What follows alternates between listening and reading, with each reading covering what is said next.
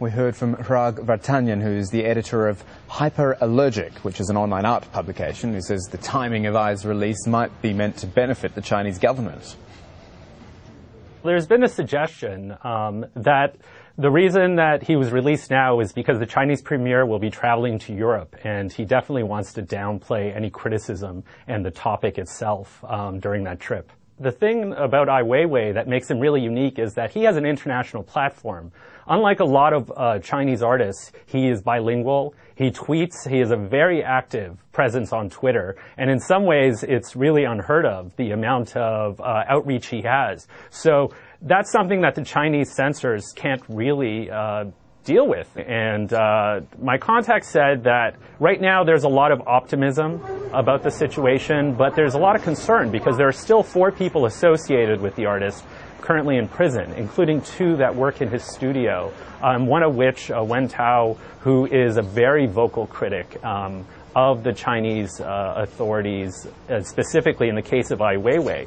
He's still in prison. So at this point, there is still a lot of concern, a lot of questions, and people are wondering what's going to happen. And of course, we don't quite know exactly what happened to Ai Weiwei while he was in prison. And I think until we get the complete story, there's still going to be a lot of people asking a lot of big questions. I think we saw during the Beijing Olympics, the Chinese authorities used contemporary architecture in a very effective way to propel them into the international, on the international stage as incredibly modern, contemporary, even progressive.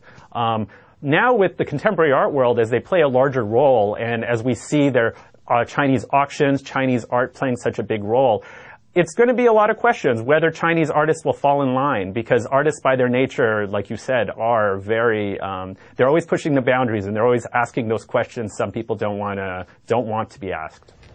It's worth remembering Ai Weiwei is one of many high-profile activists who've been detained under China's all-inclusive anti-subversion laws. This is Wen Jiabao, one of the better known after winning the Nobel Peace Prize in 2010, a human rights activist currently serving his 4th sentence in jail.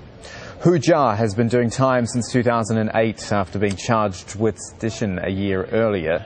His work has focused on democracy, the environment, and most prominently HIV/AIDS. And Chen Guangcheng is a blind civil rights activist who tried to bring attention to the treatment of people in rural areas of China. He's under house arrest at his home in Dongxigu.